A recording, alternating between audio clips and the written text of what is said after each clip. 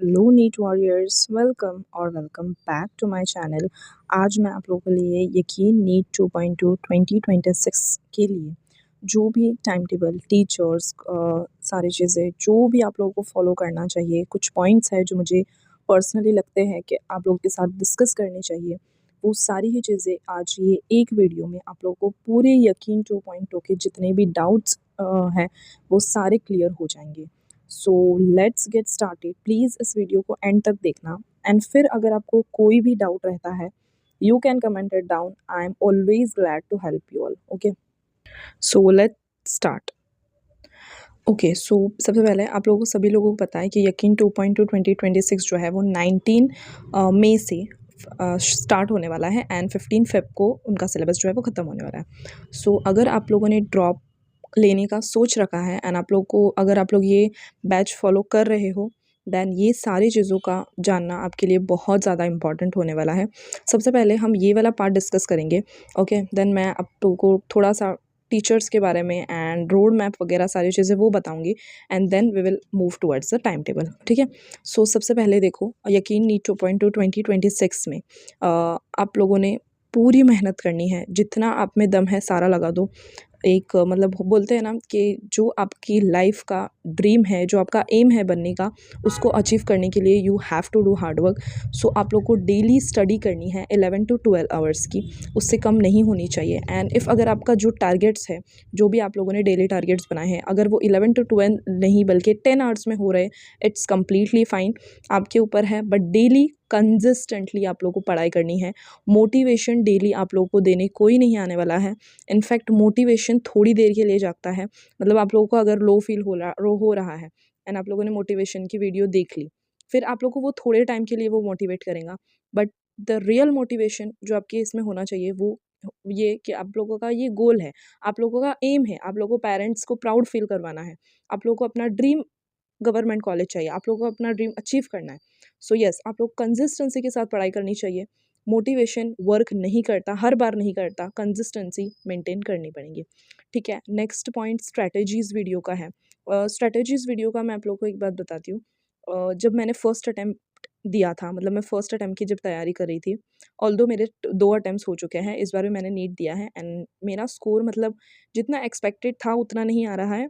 लेकिन सभी टीचर्स वगैरह बोल रहे हैं कि इस बार कट ऑफ कम जाने वाली है, तो हो जाएगा। Let's see what happens. So वो सारी चीज़ें छोड़ के मैं आप लोगों को स्ट्रैटेजी का बता रही थी। हाँ, तो स्ट्रैटेजी का क्या है, फर्स्ट अटेम्प्ट में जब मैंने नीट 2024 दिया था, तब मैंने इतने सारे स्ट्रैटेजीज़ वीडियो देखे थे। लाइक मैंने स्टार्ट किया, उसके बाद थोड़ी दिन मैंने कंसिस्टेंटली पढ़ाई किया, उसके बाद 6 मंथ की स्ट्रैटेजी, देन 5 मंथ की, 3 मंथ्स की, लास्ट में 1 मंथ की भी स्ट्रैटेजीज़ मैंने देखी। एक भी फॉलो नहीं हुई, कुछ वर्क नहीं करती, strategies videos are just for views, मैं तो यही मानती हूँ। ओके, सो बहुत सारे ऐसे दीदी भैया जो हमारे मतलब एमआर सर बोलते हैं, उनको फॉलो मत करो, आप अपना टाइम टेबल बनाओ and you can just follow मतलब अगर आप लोगों को लगता है कि नहीं हमें इतना गाइडेंस नहीं है, नीट का इतना पता नहीं है सारी चीज़ें, तो फिर आप लोग 1 से 2 ऐसे जो आप लोग को नीट में जेन्युइनली हेल्प कर रहे हैं उनका आप वीडियो देख सकते हो। बाकी ऐसे बहुत ऐसे how to crack NEET in 1 month, how to crack NEET in 2 months जो लोग बोलते हैं, प्लीज़ उनको उन उन वीडियोज़ को अवॉइड करें। उनका तो सिर्फ व्यूज़ बढ़ने वाला है लेकिन that will harm you. This is my personal experience. ठीक है, तो इससे दूर रहना। Next is advantages and disadvantages of यकीन 2.2, इसके बारे में मैं बात करने वाली थी। लाइक कैसे होता है कि यकीन में जो है आप लोगों को टीचर्स पहले तो यकीन 1.2 आता है, ठीक है? नीट के एग्ज़ाम के पहले ही वो बैच आ जाता है, तो जिसको बहुत ज़्यादा क्लैरिटी होती है कि भाई इस साल नहीं होगा, अगले साल की प्रिपरेशन करना ही है, तो वो यकीन 1.2 ले लेते हैं and they just start the preparation. लेकिन जो यकीन 2.2 है, वो बहुत ज़्यादा रिज़ल्ट देने वाला बैच माना जाता है एंड एब्सोल्यूटली वो है भी। यकीन 2.2 में अगर किसी का बैकलॉग हो जाता है, तो फिर वो 3 की तरफ जाता है, देन 4 की तरफ, 5 की तरफ एंड 6 की तरफ। एक चीज़ है इसकी, ये एडवांटेज है कि मतलब जो बच्चे लेट स्टार्ट कर रहे हैं दे कैन जॉइन। अगर जब तक 4.2 आ गया है, 5.2 आ रहा है, तब उनका जो है वो ड्रीम पूरा अचीव करने के लिए वो जागा है, तो वो जो है वो जॉइन कर सकते हैं। लेकिन जो बच्चे कंसिस्टेंटली 1.2 में 2.2 में पढ़ रहे हैं एंड अगर उनकी आलस की वजह से या कंसिस्टेंसी नहीं रखी या पढ़ाई नहीं की एंड फिर उनको लगा कि चलो यकीन 2.2 में टीचर से समझ में नहीं आ रहा है, लेट्स जंप ऑन यकीन 3.2, देन 4.2। मैंने खुद ने ये चीज़ की हुई है, मैंने खुद ने ये गलती की हुई है। लाइक मुझे लगा कि पीडब्ल्यू बहुत सारे टीचर्स को ये देते हैं, तो मैं भी सबसे पहले एमआर सर से पढ़ने लगी, फिर एमआर सर से मुझे चीज़ें मतलब 11th कंप्लीट हो चुकी थी, बट मेरे से क्वेश्चन सॉल्व नहीं हो रहे थे। ओके, एंड फिर मैंने क्या किया कि मैं जंप कर गई 3.2 में, आयुध सर पढ़ा रहे थे वहाँ पर। उसमें मैंने 11th आधी कर ली, लेकिन फिर भी मुझसे क्वेश्चन सॉल्व नहीं हो रहे थे। लाइक जो आयुध सर ट्रिक बताते हैं उससे क्वेश्चन सॉल्व होते थे, बाकी के क्वेश्चंस मुझसे नहीं हो रहे थे सॉल्व, जो बिल्कुल थोड़े से भी कंसेप्ट वाले थे वो। फिर मैंने यकीन 5.2 में जंप किया एंड यकीन 5.2 में अमन सर पढ़ा रहे थे। अमन सर से भी बिल्कुल मतलब नहीं हो रहे थे क्वेश्चन सॉल्व। फिर मुझे मालूम पड़ा कि जो टीचर्स हैं वो सारे ही अच्छे हैं, प्रॉब्लम मुझ में है कि मैंने इनफ क्वेश्चन प्रैक्टिस नहीं की। मैंने एक टॉपिक को बहुत अच्छे से ना पढ़ के मैंने दूसरे टॉपिक पर जंप किया है। सो ये चीज़ प्लीज़ आप लोग अवॉइड करना। Okay, that's it. उसके बाद प्रचंड एंड उम्मीद पे जो लोग डिपेंड होते हैं, इस बार नीट 2025 का पेपर देख के आप लोगों को मालूम पड़ गया होगा कि प्रचंड एंड उम्मीद के ऊपर डिपेंड होने से सिलेक्शन नहीं होने वाला। आप लोगों के पास पूरा 1 ईयर है अभी भी। सो प्लीज़ अगर आप लोगों को करना है, please go with the batch. यकीन नीट 2.2 बेस्ट बैच है अकॉर्डिंग टू मी बहुत ज़्यादा सिलेक्शन दिलवाता है, तो प्लीज़ बेस्ट फैकल्टीज़ है आप लोगों के पास यकीन नीट 2.2 में। लेट गेट स्टार्टेड अभी। ओके, नेक्स्ट हाँ, तो मैं यही कह रही थी कि इसके ऊपर बहुत सारे बच्चे डिपेंड होते हैं। तो इसको प्रचंड एंड उम्मीद को अगर आपको लगता है कि खुद से रिवीजन नहीं हो पाया है आगे जाके, तो you can use it for revision, लेकिन कंप्लीटली डिपेंड होना मेरे हिसाब से तो बिल्कुल गलत है। मतलब इस बार का पेपर देखें तो बिल्कुल भी सही नहीं है, ठीक है? नेक्स्ट इज़ हर एक बैच स्टार्टिंग में स्लो ही चलता है, बिकॉज़ उन्हें सारे बेसिक्स क्लियर करने होते हैं, सारी चीज़ें बेसिक्स से कवर करनी होती है।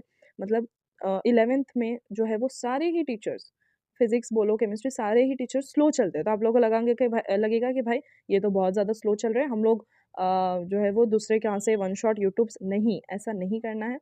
आप लोग को बैच के साथ चलना है, जो क्लासेस बैच में हो रही है उसके साथ ही चलना है, टाइम टेबल फॉलो करना है, ठीक है? Next, one combination of teacher पे आपको स्टिक करना है, यानी कि अगर समझो फिज़िक्स एमआर सर से पढ़ रहे हो, please stick to that teacher. एक कॉम्बिनेशन बना लो, मैं अपना जो है वो टीचर का कॉम्बिनेशन बता देती हूँ। यकीन नहीं 2.2 2025 में मैंने फिज़िक्स एमआर सर से पढ़ी थी, केमिस्ट्री सुधांशु सर से, फिज़िकल वाली। ऑर्गेनिक केमिस्ट्री मैंने पंकज सर से पढ़ी थी एंड इनऑर्गेनिक मैंने एमडी सर से पढ़ी थी। बायो ऑलवेज मैं बॉटनी विपिन सर से ही पढ़ी हुई हूँ एंड समाप्ति मैम से मैंने जूलॉजी पढ़ी थी, ठीक है? सो यस, आप लोगों को भी इसी तरीके से एक टीचर का कॉम्बिनेशन बनाओ and stick to that teachers only. Teachers को आप ब्लाइंडली फॉलो करो। कंपटीशन वाला पे अभी मतलब रोड मैप आ रहा है फॉर 1 ईयर। सलीम सर ने भी डाला हुआ है, एमआर सर ने और विपिन सर ने भी डाला हुआ है आई थिंक। तो बस वो कंपटीशन वाला पे वो कंप्लीट रोड मैप बता रहे हैं। प्लीज़ गो एंड सी, आप लोगों को एक आइडिया लग जाएगा कि हम लोगों को पूरे साल कंसिस्टेंटली किस तरीके से पढ़ना है, ठीक? ओके, तो next is checklist and syllabus tracker. ये मैंने पर्सनली विपिन सर से सीखा है। विपिन सर ही बताते थे कि हमें कैसे क्या करना है। लाइक सिलेबस जो है मतलब एक फ़िज़िक्स है, तो फ़िज़िक्स के सारे चैप्टर्स लिख लो, उसके बाद उसका लेक्चर हुआ और NCERT lecture, then DPP test और रिवीजन 1 रिवीजन 2 सारी चीज़ें अगर हो जाती है, क्वेश्चन प्रैक्टिस, तो फिर आप लोगों को टिक करते जाना है। इस तरीके से वो आप लोगों को भी बताएंगे। एंड चेकलिस्ट भी आप लोगों को बना लेनी है। सिलेबस ट्रैकर ये तीनों सब्जेक्ट के लिए, फिजिक्स हो, केमिस्ट्री हो, बायोलॉजी हो, तीनों सब्जेक्ट के लिए आप लोगों को ये सिलेबस ट्रैकर बनाना है, ठीक है? तो आप लोगों को पता चलता रहेगा कि हम लोगों का कितना सिलेबस हो चुका है। नेक्स्ट इज़ लेक्चर की स्पीड। मैं पर्सनली लेक्चर की स्पीड जो है वो लाइव तो नहीं देखती थी, मैं हमेशा एक दिन पीछे चलती थी, इससे बैच से हमेशा एक दिन पीछे चलती थी। सो मैं लेक्चर की स्पीड जो है वो लाइव में मुझे मतलब बहुत ज़्यादा स्लो लगता था, लेकिन मैं 1.5 की स्पीड पे देखती थी, तो मेरा फोकस जो है वो बना रहता था, ठीक है? लाइव देखने में मुझे ऐसा लगता था कि मेरा फोकस नहीं बन पा रहा है, ठीक है?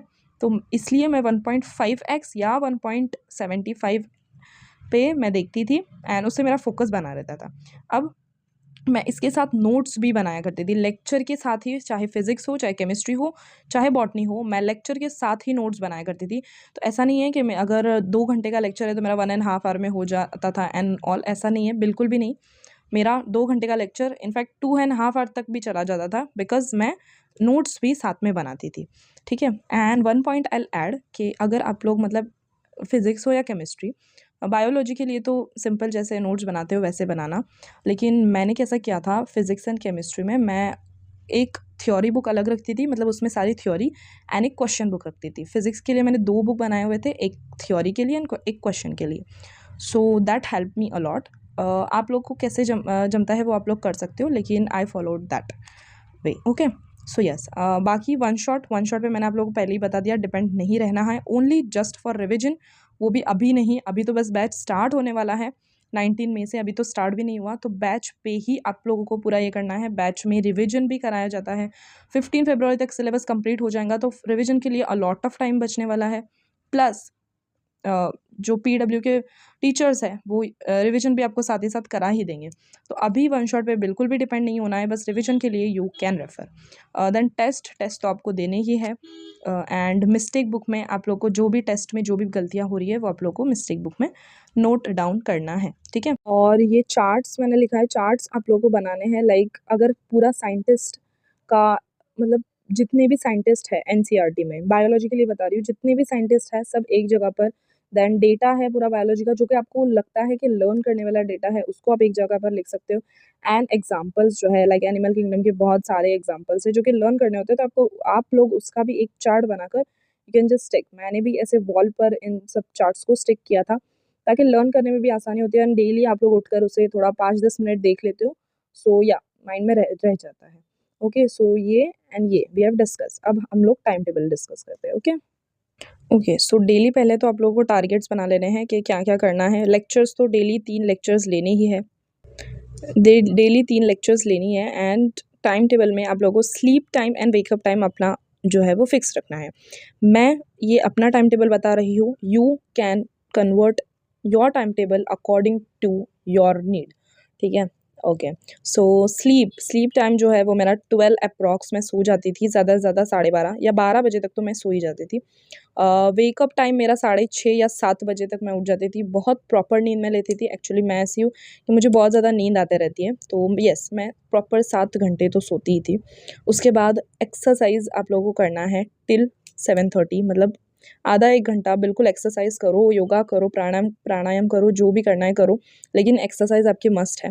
आप लोगों को लगेगा कि ये टाइम वेस्ट है, नहीं ये टाइम वेस्ट है, मुझे भी पर्सनली पहले ऐसा लगता था, लेकिन मैंने ये लास्ट में एक्सरसाइज करने का शुरू कर दिया था, मतलब लास्ट के 4-5 महीनों में, एंड बहुत ज़्यादा बेनिफिट होता है, ट्रस्ट मी। ओके। देन हाँ, फिर मैं फ्रेशअप हो जाती थी, फ्रेशन अप हो जाती थी 8 तक। उसके बाद 8 से 9 बजे तक मैं जो प्रीवियस रिवीजन यानी कि प्रीवियस डे पे जो मैंने पढ़ा है, नोट्स हो गए, एनसीईआरटी हो गई, या जो भी प्रीवियस डे पे मैंने पढ़ा है, बस उसको रिवाइज़ करना है 1 घंटा। उसके बाद 9 से 4 बिल्कुल ऐसे क्लासेस लेने लगती थी।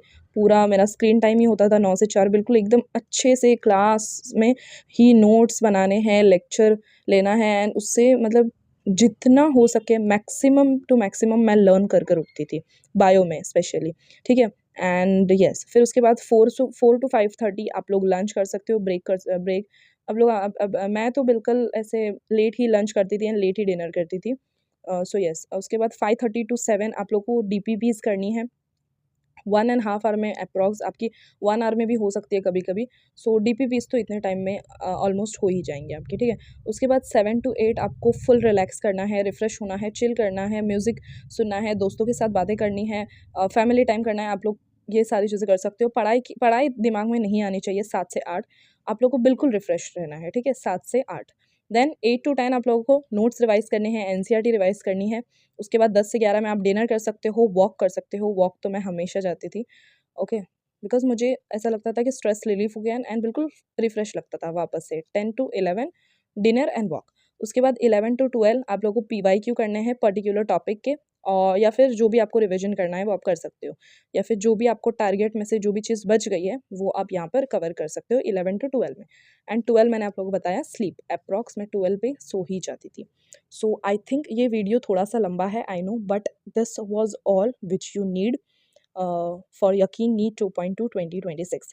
प्लीज़ अभी आप लोगों के पास बिल्कुल 1 ईयर है पूरा, and according to me 1 year बहुत होता है कोई भी चीज़ की कॉम्पिटिटिव एग्ज़ाम की प्रिपरेशन करने के लिए। प्लीज़ अपने टीचर्स जो भी बोल रहे हैं, जो भी बातें बोल रहे हैं, please follow them. Okay, so this was all about today's video. I hope you liked it. And if you have any query, any doubt, please comment it down. I'll surely reply you. And yes, this was all. So, yes, keep studying, keep hustling. Bye.